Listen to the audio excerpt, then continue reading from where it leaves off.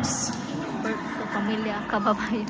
Mga brothers and sisters, mula po sa grupo ng El Shaddai, Doha Qatar Chapter, Saday. kami pong lahat ay bumabati sa inyo ng isang mapagpalang gabi.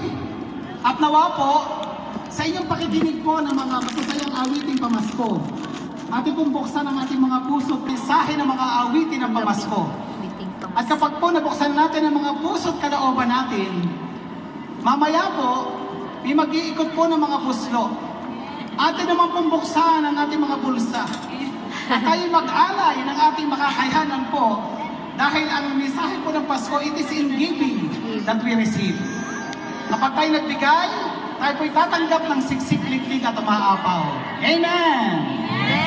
Kaya po mga brothers and sisters, ito po natin ang El Shaddai Qatar Worship Team sa kanilang pamaskong awitin. God bless you all.